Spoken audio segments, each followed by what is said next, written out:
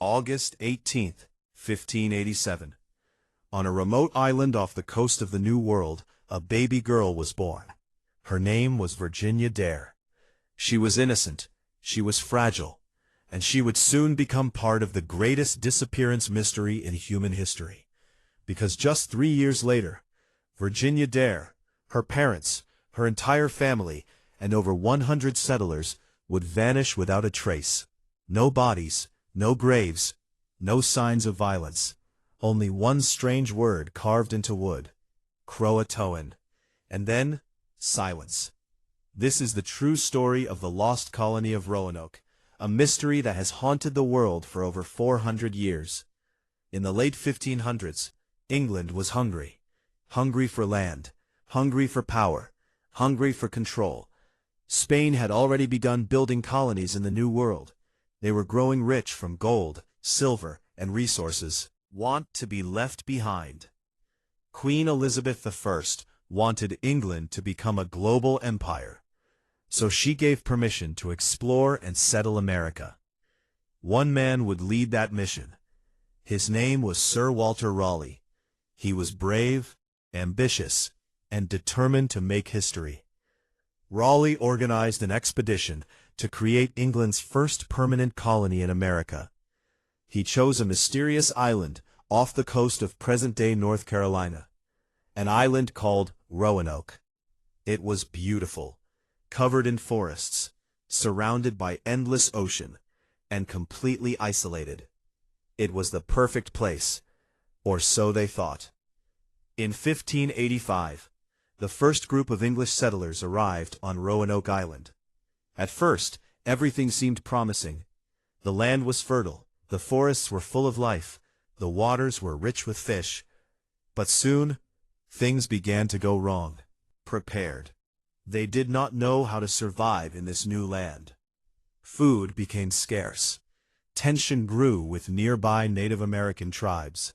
Fear began to spread. The settlers grew weak, hungry, desperate. Finally, in 1586, they gave up. They abandoned the colony and returned to England. Roanoke was empty once again. But Sir Walter Raleigh refused to accept defeat. He would try again. In 1587, a second group of settlers prepared to sail to Roanoke. This time, it was different. This was not just a military expedition. This was a permanent settlement. Families joined, women joined, children joined. They were not coming to explore. They were coming to live, to build a future, to build a home. The leader of this expedition was a man named John White. He was not a soldier. He was an artist, a gentleman, a father, grandfather. His daughter was pregnant. She was about to give birth. John White had hope in his heart. Hope for his family. Hope for their future. But he had no idea he would never see them again. In July 1587, the settlers arrived at Roanoke Island. 115 people stepped onto the land. Men, women, children, families filled with dreams. They began building homes.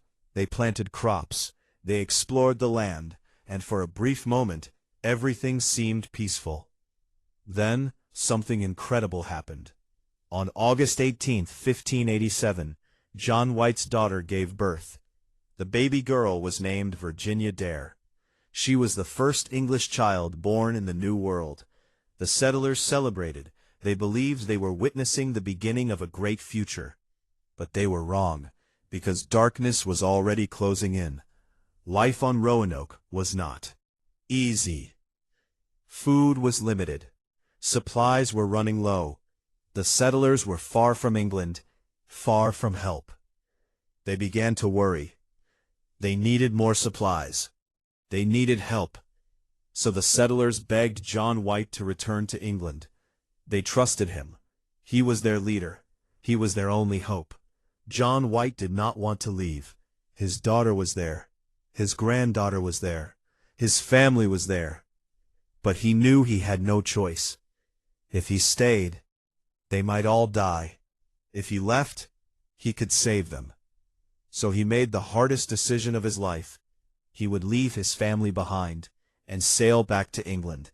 He promised them one thing: "I will return." He believed those words. He believed he would see them again. But fate had other plans. The year was August 18, 1590. 3 long years had passed since John White had left his family and fellow settlers behind on Roanoke Island. 3 years of storms, 3 years of war, 3 years of guilt, and now he was finally back. But what he was about to discover would become one of the most chilling mysteries in American history. The ship slowly approached the familiar coastline. White stood at the front, his hands trembling. This was the place where he had left behind over 100 men, women, and children, including his own daughter and his granddaughter, Virginia Dare. She had been only a baby. Now she would be 3 years old. He imagined her running on the beach, laughing, calling him grandfather. But something was wrong, very wrong. There was no smoke, no voices, no movement, only silence. A cold, unnatural silence. White whispered nervously, "Where is everyone?" The crew stepped onto the shore, crunched on dry sand. White looked around, expecting settlers to run toward him. But no one came. The settlement was there, but it was empty. The houses still stood, but they were abandoned. No fires burned, no food cooked, no animals roamed, no people. It was as if the entire colony had vanished into thin air. White's heart pounded harder. He ran toward the main settlement. "Eleanor," he shouted, calling his daughter's name. No answer. Only wind. As White walked through the colony, he noticed something strange. The houses were not destroyed. They were carefully taken apart, wood removed, structures dismantled. This was not the work of an attack. If enemies had attacked, there would be burned buildings, blood, broken weapons, bodies. But there was nothing. No signs of violence, no signs of struggle. It looked like the settlers had left, willingly. But why? And where did they go? Then White saw something carved into a wooden post. One single word: Croatoan. His breathing stopped. Croatoan. It wasn't a random word. It was the name of a nearby island. Today that place is known as Hatteras Island. White remembered something important. Before leaving in 1587, he had made a plan with the settlers. If they ever left the colony, they would carve their destination into wood. And if they were in danger, they would carve a cross. White looked carefully. There was no cross. This meant only one thing. They were not forced. They chose to leave. But why? White felt a small sense of relief. Maybe they had moved to Croatoan Island. Maybe they were alive. Maybe his family was safe. Crew: "We must sail to Croatoan at once." But fate had other plans. A massive storm suddenly approached. Violent winds shook the ship. Huge waves crashed against the sides. The crew panicked. The captain shouted, "We cannot sail in this storm. We will die." White begged them, "My family is there. Please." But the captain refused. The storm was too dangerous. They were forced to turn back. White never reached Croatoan. He never saw his family again. White returned to England heartbroken. He spent the rest of his life wondering, what happened to them? Did they survive? Did they starve? Were they killed? Or did something even stranger happen? He would never know, and neither would the world. For over 400 years, experts have tried to solve this mystery. Several terrifying theories exist. The Croatoan were a friendly Native American tribe. They had helped the settlers before. Some historians believe the colonists moved there to survive. Over time, they may have blended into the tribe, lost forever as a separate people. Some later tribes even reported having gray eyes, European features, English words. Could these have been descendants of the lost colonists? Food was scarce. The settlers had little farming experience. Without supplies from England, survival was difficult. They may have left Roanoke in desperation, searching for food, but never finding it, dying slowly in the wilderness, one by one. Not all tribes were friendly. Some Native American groups were hostile to English settlers. It is possible the colonists were attacked and killed, their bodies lost to time, their story buried forever. Some experts believe the settlers built small boats. They may have tried to sail back to England, but the Atlantic Ocean is deadly. Storms could easily destroy small vessels. They may have drowned, their bodies never found. To this day, no bodies have ever been found. No graves, no skeletons, no confirmed remains. Over 100 people, completely vanished, without a trace. It is as if they never existed. The colony had been sponsored by Sir Walter Raleigh. He had dreamed of creating England's first permanent settlement in America. Instead, it became America's first great mystery. Today, it is known as the Lost Colony of Roanoke Colony, a mystery that still haunts historians, still confuses scientists, still terrifies anyone who hears the story. Imagine this. You return home after 3 years. Your family is gone. Your friends are gone. Everyone is gone.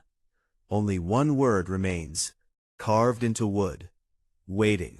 Silent. Unanswered. Croatoan. What really happened to the lost colony of Roanoke?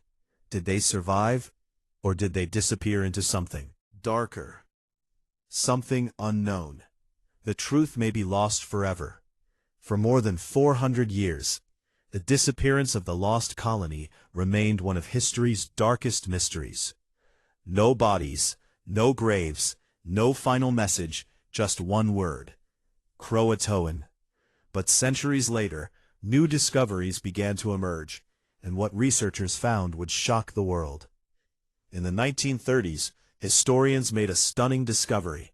They were examining an old map drawn by John White himself. This map showed the coast near Roanoke Island. At first, it looked normal, but then they noticed something unusual. A small patch covered part of the map. It looked like a correction, carefully placed over a specific location. Researchers used X-ray technology to look beneath it. What they found was shocking. Hidden underneath was the symbol of a fort, a secret fort. This meant John White may have planned for the colonists to move inland, away from danger, away from the coast, away from Roanoke. Historians began searching inland areas. One location stood out, an area near modern-day Bertie County. Archaeologists began digging. Days passed, then weeks, then suddenly, they found something. English pottery, tools, metal objects, artifacts from the late 1500s. These were not Native American items. They were English. This suggested something incredible. Some colonists may have survived and moved inland. Meanwhile, researchers turned their attention to Hatteras Island. This was the place once called Croatoan. Excavations there revealed more shocking evidence. They found English-style tools, jewelry, weapons, household items, mixed among Native American artifacts. This meant the colonists and Native Americans may have lived together, side by side, not as enemies, but as allies, perhaps even as family. Early English explorers reported something strange. Some Native American tribe members had unusual features: gray eyes, light-colored hair, European facial structures. These features were rare among Native Americans, but common among Europeans. Some tribes even told stories of ancestors who came from Roanoke, people who lived with them, people who became part of their tribe. Could these have been the lost colonists? In 1607, England successfully established a colony at Jamestown. Years later, leaders of Jamestown heard rumors that some Roanoke colonists had survived. living among Native American tribes. One Native American chief reportedly told English settlers about people wearing European clothes, people who had lived in villages inland. Before English settlers could investigate, those people disappeared again, lost to history, forever. Today, historians believe the most likely explanation is this. The colonists did not die suddenly. They did not vanish into thin air. They survived, at least for a time. They left Roanoke because they had no food, they had no supplies, they had no help. They moved to Croatoan Island, and some moved inland. They joined Native American tribes. They adapted, they changed, they became part of a new culture. And slowly, their English identity disappeared, not through death, but through time. You may wonder, why hasn't anyone found clear proof? The answer is simple. Time destroys everything. Wood rots, bodies decay, evidence disappears. Over 400 years have passed. Nature has erased most of the clues. Small pieces still remain, hidden underground, waiting to be discovered. Imagine being one of those colonists. You are starving. You have no supplies, no way to contact England, no hope of rescue. You must make a choice. Stay and die, or leave and survive in an unknown world. They chose survival, even if it meant losing everything they once were. Today, the Lost Colony remains one of America's greatest mysteries. Over 100 people vanished, without violence, without warning, without explanation. Their story lives on, in history books, in legends, in whispers, and in one single word, Croatoan. Maybe they survived. Maybe they became part of another world.